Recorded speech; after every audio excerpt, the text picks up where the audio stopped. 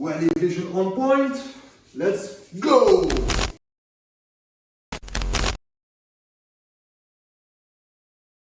What's up, YouTube? Really exciting to see you again on this new video. I will start by telling you thank you for the support for the previous ones and tell you to like, comment and share. So, today we are going to talk about one of my favorite topics, nutrition, diet. As you have seen in the title, it will be a full day of eating. Well, we are going to see how I construct my diet.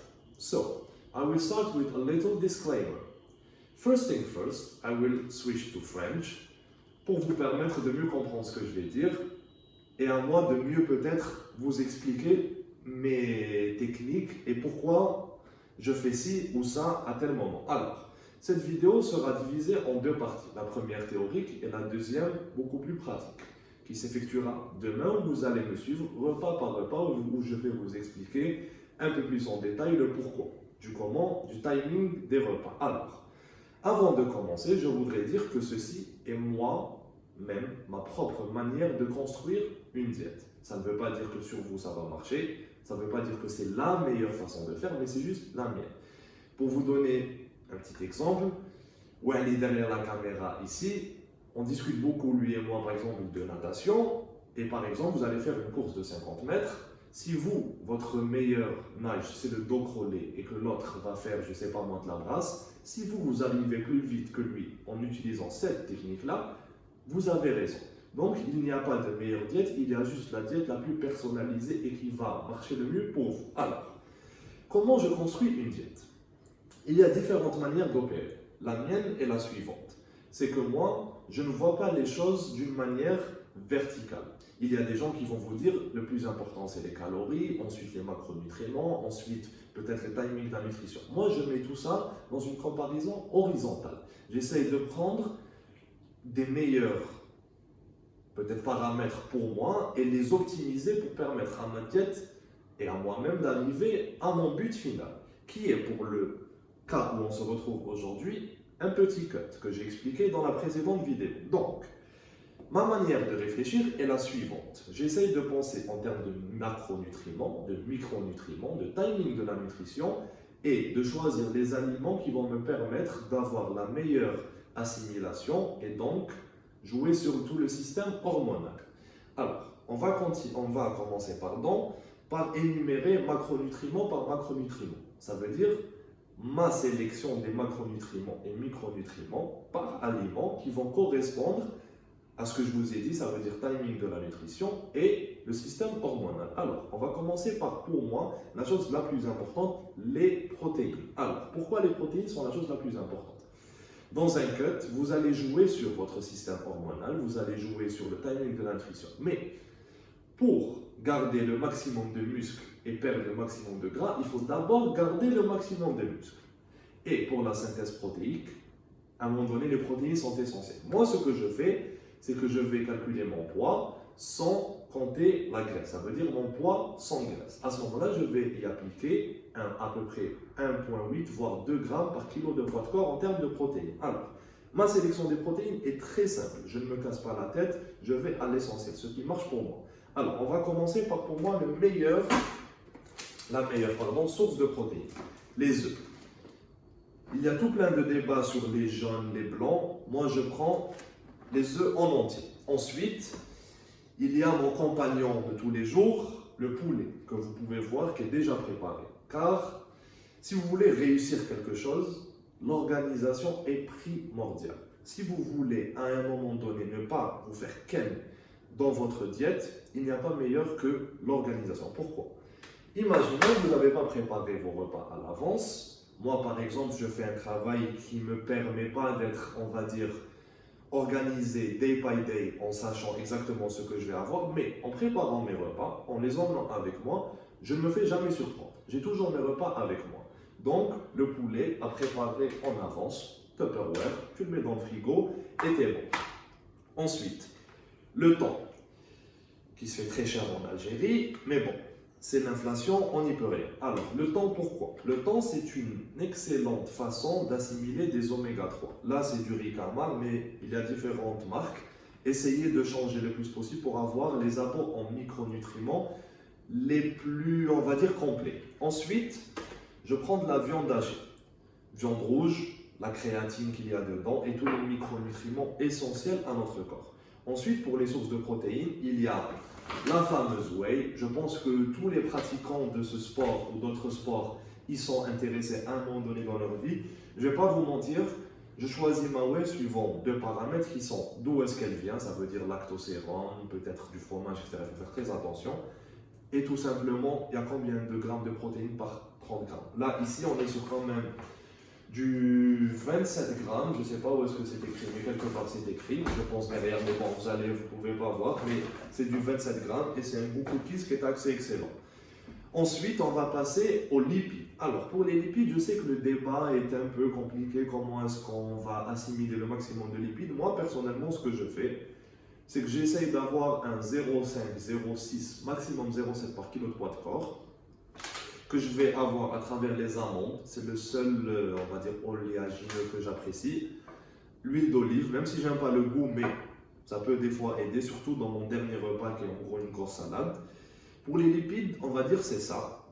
Ensuite, on va avoir les glucides. Le débat sur les glucides. Très grand débat. Alors, moi, personnellement, j'enlève les glucides le matin, j'enlève les glucides le soir. Il y a tout un blabla. On pourra en parler dans les commentaires si vous voulez, mais moi, je trouve que c'est ce qui marche le mieux sur moi. Après, peut-être que vous, ça ne marche pas sur vous. Peut-être que même en mangeant des glucides le matin et le soir, vous arrivez à perdre du gras. Ce n'est malheureusement pas mon cas. Alors, pour les glucides, j'ai différentes sources de glucides. Mais ce que j'essaye de faire, c'est de les diviser et d'avoir des sources de glucides qui vont m'apporter le maximum de micronutriments. Dans ce cas-là, mes sources de glucides premières vont être ces deux-là. De la patate. Là, évidemment, j'aurais aimé vous ramener de la patate douce, mais il n'y en a plus. Et du riz. Alors, pourquoi ces deux-là? Principalement, pourquoi? Le riz, j'aime bien l'avoir post-workout. Pourquoi? Parce que le riz, ce n'est que du glucose. Donc, en vérité, ça ne va pas vous apporter, on va dire, une satiété et un apport en glucides sur le long terme. Alors que les patates, si. Ensuite, ça, c'est ma petite découverte de la dernière année, pardon. C'est les légumes qui me permettent d'avoir une source de glucides. Là, j'ai choisi les betteraves. Ça peut être aussi de la carotte grâce au carotène, mais en gros, pourquoi les betteraves? C'est une source de sucre assez rapide que j'aime bien mettre en pré-workout. Ensuite, pour les glucides, vous allez voir ici, c'est des poivrons. Vous allez aussi avoir des haricots verts. Là, on va commencer à switcher et aller vers plus des légumes. Pourquoi les légumes? De 1, pour l'équilibre acido-basique, et de 2, pour les micronutriments. Dans notre nutrition, ce qui manque le plus, c'est les micronutriments. Essayez d'avoir le maximum de micronutriments qui vont vous permettre d'avoir un équilibre de la flore intestinale, pour un meilleur ressenti de votre corps, pour avoir de la vitamine C, sans prendre spécialement. Par exemple, là, j'ai de la vitamine C, que vous pouvez voir, mais personnellement, je vais toujours préférer des légumes, quelque chose qui vient naturellement, qu'un produit comme ça. Ensuite, pour les glucides, on a les fameux flocons d'avoine que j'ai mis dans une boîte de Tic Tac. Les flocons d'avoine. En fait, le problème avec les flocons d'avoine, c'est que vous mangez trop de flocons d'avoine. Je vois des gens taper des 100 grammes de flocons d'avoine dès le matin. Franchement, on comprend pourquoi vous chiez 46 fois dans la journée ou pourquoi vous êtes constipé suivant les personnes. Le problème avec les flocons d'avoine, c'est que c'est des fibres. Et les fibres, ça ralentit tout votre système digestif. Essayez de prendre des flocons d'avoine au bon moment, 50 grammes, 60 grammes grand maximum, croyez-moi, ça va changer votre vie. Mon petit chouchou, le bleeding. Pourquoi ça? En fait, quand vous faites du sport, quand vous allez à la salle, vous allez avoir en post-workout ou en pré-workout un repas très important, le pré-workout ou le post-workout. Pourquoi? En pré-workout, comme en post-workout, ce que vous allez donner à votre corps va se transformer directement. Donc, moi je vous donne un exemple avec le bleeding. Moi, sincèrement, je l'utilise 99% du temps en post-workout. Pourquoi? Ceci est un produit qui est destiné au bébé. Donc, c'est prédigéré. Donc, l'assimilation va aller encore plus vite. J'associe ça à ma whey et ça me fait un post-workout où j'ai des glucides rapides, assimilation rapide, des protéines, assimilation rapide qui me permettent d'avoir un repas dans la demi-heure après l'entraînement où j'aurai déjà protéines, glucides je rajoute quelques amandes où j'aurai un repas complet avec les 3 macronutriments, avec tous les micronutriments qui vont avec, tout de suite à assimilation rapide. Donc votre muscle n'aura pas le temps de cataboliser. Et on sait bien sûr, nous autres qui faisons ce sport, que le catabolisme c'est notre pire ennemi. Ensuite, pour les glucides, il y aura tout plein de débats. Peut-être que des gens vont me dire je vais incorporer des pâtes, etc. Moi personnellement, les pâtes, ça ne me correspond pas du tout. J'arrive pas du tout à perdre de la graisse quand je consomme des pâtes. Ensuite, un débat important. Les fruits, qui sont des glucides. Maintenant, dans les fruits, pourquoi ce sont des glucides? Car ils contiennent du fructose. Évidemment, je ne vais pas vous dire de ne pas manger de fruits. Mais faites attention aux fruits car les fruits sont des glucides supplémentaires à votre journée auxquels vous ne pensez pas. Et des fois, en ne pensant pas à ces glucides-là, ça peut vous porter préjudice si vous avez un calcul qui est exact et vous vous dites je ne comprends pas pourquoi je n'arrive pas à perdre du poids alors que vous consommez beaucoup de glucides à travers les fruits. Entre parenthèses, le fructose. Là, par exemple, j'ai choisi un fruit on va dire, qui me permet d'avoir un petit goût sucré que j'aime bien avant l'entraînement, mais en même temps sans avoir une grosse arrivée de glucides. Par exemple, moi-même en prise de masse, j'aime bien une banane avant l'entraînement. En essayant de perdre du gras, je vais éviter. Ensuite, ça c'est un élément que j'ai toujours à la maison, qui est le beurre de cacahuète. En vérité, là, je pense que je ne vais pas du tout en consommer, mais pour les gens qui sont en prise de masse, ça peut vous intéresser. Moi, je le garde toujours parce qu'il y a des jours où, par exemple, le jour où je fais les jambes, j'essaye un peu d'augmenter mes glucides, donc le beurre de cacahuète peut vous intéresser. Maintenant, on va passer à un point très important qu'il ne faut jamais négliger, surtout en été, toute l'année, mais surtout en été parce qu'on vit quand même dans un pays très chaud, l'eau, l'hydratation. En fait, quand vous faites du sport, des fois, il y a des gens qui vous disent « Ah, j'ai bien transpiré, j'ai bien fait du sport ». En fait, non. La transpiration, ce n'est pas un signe que vous avez fait une bonne séance. En fait, la transpiration, c'est votre corps qui régule la température de l'intérieur. Et donc, vous perdez beaucoup d'eau, vous perdez beaucoup d'électrolytes, et donc, buvez de l'eau. Si vous êtes un être humain, un minimum actif, et que vous allez au sport, 2,5 litres à 3,5 litres, c'est ce qu'il faut. Minimum 2,5 litres. Ensuite, le gros débat, le Coca Zéro. On a ce débat avec Wally qui est derrière la caméra. D'ailleurs, il rigole parce que tous les ans on en parle. Moi, j'en prends le Coca Zéro. Ça sauve la vie. Des fois, tu as un repas qui n'est pas extraordinaire niveau gustatif. Tu prends un petit verre de Coca Zéro bien frais avec des glaçons et du citron. C'est pas mal. Ensuite, on va parler de ce que moi j'appelle des légumes, mais qui sont un peu des légumes vite faits où ça ne va pas vous apporter beaucoup de macro et de micronutriments. Moi, je les aime bien parce que ça me permet d'avoir un dernier repas où il y a un gros volume, c'est la salade, la tomate. Là, je vous ai mis un peu de citron parce que j'aime bien en prendre le matin à jeun et j'aime bien en mettre dans ma petite vinaigrette que je ferai. De toute façon, demain, je vous montrerai en termes de repas ce que ça donne. Donc là, on a le citron. Ensuite, je vois beaucoup de gens me dire, tout au long de mes petites diètes, oui, mais Salim, ce que tu manges, c'est fade, etc., etc. En fait, non. Ce qui me permet de ne pas avoir des aliments fades, c'est moutarde, de l'ail, du curry. Ici, on a de l'oignon séché, de la cannelle pour les flocons d'avoine. En fait, tous les assaisonnements que vous pouvez mettre, mettez-les. Ça va vous permettre d'égayer votre assiette et vous permettre, on va dire, d'avoir une assiette qui est beaucoup plus sympathique. Ensuite, il y a le petit débat sur le lactose et les yaourts, etc., le lait. Bon, moi, je suis assez incontinent au lait. Mais par exemple, j'aime bien les petits yaourts nature comme ça. Ça me permet d'avoir une petite collation vers les coups de 10h ou vers les coups de 16h. J'y mets des noisettes ou peut-être des amandes, un petit fruit. Ça me permet d'avoir un repas en plus, sans qu'il y ait trop de glucides dedans, voire carrément pas. Et ça me permet d'équilibrer ma diète. Alors, maintenant, on va rentrer plus dans le détail de tout ça. Pourquoi je choisis tout ça? Moi, comme je vous ai dit, je crois au fait qu'il ne faut pas voir les choses dans une comparaison verticale, mais plus dans une comparaison horizontale. Pourquoi? Parce que, en fait, toute cette idée de pyramide verticale, elle vient de la pyramide de Helms.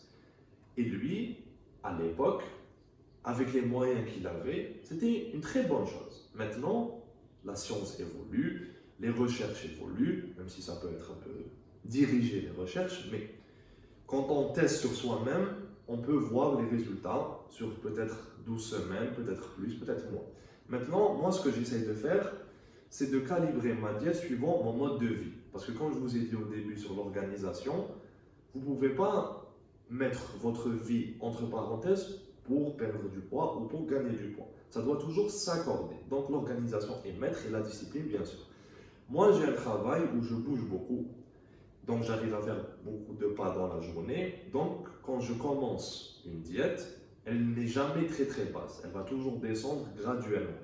Maintenant, vu que je bouge beaucoup, c'est compliqué pour moi d'avoir des horaires fixes de repas. Donc ce que je fais toujours, c'est que le matin où se regroupe, on va dire, 70% de mon activité, on va dire, du travail, je ne vais pas prendre de repas, je vais faire un jeûne intermittent. Je vais commencer à manger vers les coups de 13 heures, un premier repas qui ne va pas contenir de glucides. Je vais apporter beaucoup de protéines, je vais apporter beaucoup de micronutriments à travers des légumes comme par exemple les poivrons. Ensuite, je vais apporter des glucides 1 heure ou 2 heures avant l'entraînement. Le temps de les digérer, aller à l'entraînement, trouver mes glucides pour faire la meilleure séance possible. Replacer des glucides rapides, ça veut dire ça va être du blédine, ça peut être aussi des flocons d'avoine, juste après l'entraînement. Ensuite, quand je rentre à la maison tranquillement, je fais un troisième repas qui va contenir des glucides. Maintenant, dans ma journée, ça c'est une journée type. Ça veut dire que je travaille, je rentre à la maison à peu près vers les coups de 18h, 19h. À ce moment-là, il me restera à peu près 2 repas. Dans ces 2 repas, il va y avoir une grosse salade avec beaucoup de volume alimentaire, car quand on a moins de choses à manger, mieux vaut faire des grosses assiettes avec des aliments peu caloriques ou peu, on va dire, remplis de glucides, pardon, et donc remplir un peu le ventre et donner cette petite sensation de satiété. Ensuite, mon dernier repas, ça va être des œufs. Pourquoi je choisis les œufs comme dernier repas? Les œufs en dernier repas parce que ça m'apporte la satiété dont j'ai besoin. Les œufs, ça me calme.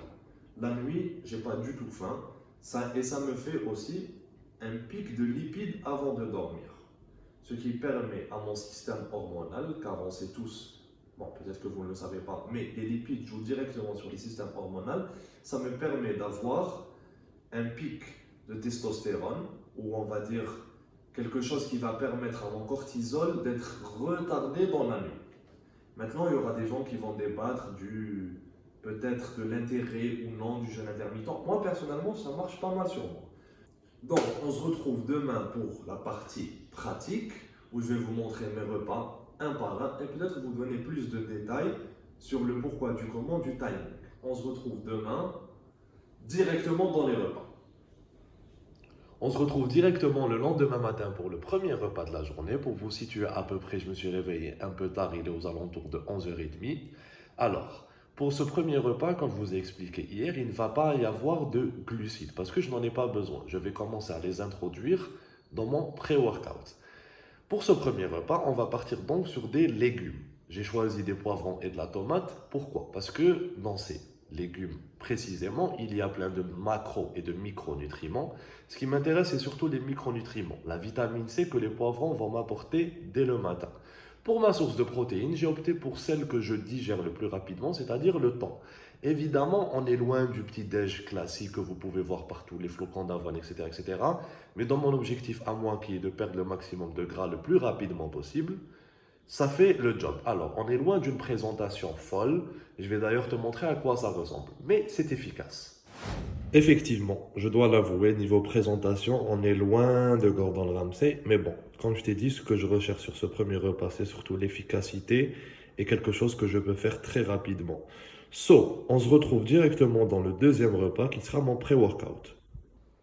2 hours later, we are back for the next meal. Repas numéro 2, on va partir sur 200 g de patates que j'ai cuit au four, 150 g de poulet, un yaourt nature avec 3 abricots que j'ai réduits en purée parce que j'aime bien l'effet que ça donne. J'en profite aussi pour te montrer le post-workout, donc le repas après l'entraînement, le repas numéro 3 de la journée. Ça sera 30 g de whey mélangé à 50 g de blédine. Je vais y ajouter 15 g d'amandes Et normalement, on va arriver à la fin des glucides pour cette journée. Le repas numéro 4 que je te montrerai plus tard, ça sera ma petite salade un peu César que je prépare quand je rentre à la maison après la salle. On se retrouve directement à ce moment-là.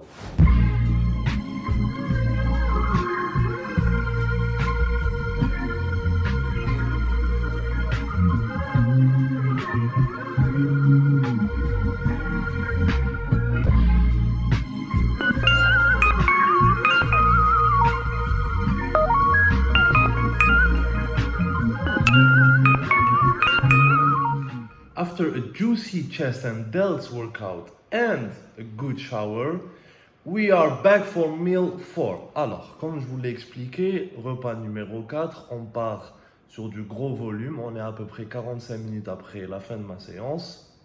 J'ai consommé mon repas 3 tout de suite après la salle. Comme vous avez pu le voir dans les plans que je vous ai fait précédemment, c'est une grosse salade avec en plus 100 grammes de poulet pour atteindre mon chiffre de protéines. Ça me permet, comme je vous ai dit, d'avoir des micronutriments qui sont apportés par tous ces légumes mélangés à la fois. Un gros volume alimentaire qui fait que ça va me caler jusqu'à mon prochain repas qui sera le dernier et ça sera 5 œufs complets. On se retrouve directement pour le dernier repas. Je vous fais un petit récap à la fin et peut-être ouvrir quelques thèmes qui vont rapidement arriver sur la nutrition et la diète. On se retrouve directement pour meal number 5. Alors, comme je vous ai dit, le meal number 5, il est très simple, c'est 5 œufs complets. Leur histoire là de faut pas mettre tous les œufs, etc., etc. Bon, on en reparlera. Alors, là, pourquoi j'ai choisi ce repas en dernier? Alors que la plupart des gens vont manger les œufs le matin. Moi, ce que j'aime bien dans les œufs le soir, c'est que ça me calme. Et j'ai assez de protéines et de lipides pour toute la nuit jusqu'à demain matin, voire vers les coups de midi, actuellement, parce que je vais rompre mon jeûne intermittent vers les coups de midi, midi 30. Alors, déjà, je voulais vous remercier pour le support que vous nous avez donné sur les précédentes vidéos. Je vais me répéter, likez, commentez, abonnez-vous et partagez. C'est la seule et unique manière de nous donner de la force. J'espère que ce concept de vidéo en 2 parties, une partie théorie et une partie pratique, vous aura plu. Alors, je ne suis pas trop rentré dans le détail, j'ai essayé de vulgariser le maximum en vous donnant un exemple concret à travers mon full day of eating. Évidemment, je le répète parce que ce n'est jamais assez dit. S'il y a 7 milliards de personnes sur Terre, il y a 7 milliards de possibles bonnes méthodes. Il n'existe pas la bonne méthode. Je veux stresser ça parce que c'est très important. Très, très, très important. Alors, il y a une partie que je n'ai pas fait durant cette vidéo, c'est supplements. J'ai décidé de le faire dans une autre vidéo parce que c'est un autre type de débat et je sais que c'est quelque chose qui crée beaucoup de questionnements, donc j'ai décidé de lui donner le temps nécessaire. Et dans ce sens-là, on a décidé avec Wiley et un peu toute l'équipe de créer, on va dire, un rendez-vous qui va être, je ne sais pas, peut-être une fois par semaine, peut-être une fois par mois, on ne sait pas exactement quand la récurrence, mais le format, ça sera, on va dire, un genre de vidéo un peu questions-réponses sur un thème où on va discuter dessus, essayer de vous donner le maximum d'informations et le maximum d'expérience de notre part, car il est important d'avoir cet équilibre entre l'information brute qui est confrontée à l'expérience de gens qui ont essayé telle ou telle méthode, tel ou tel outil, etc., etc. Donc je vous dis à une prochaine vidéo, le marathon continue. Building!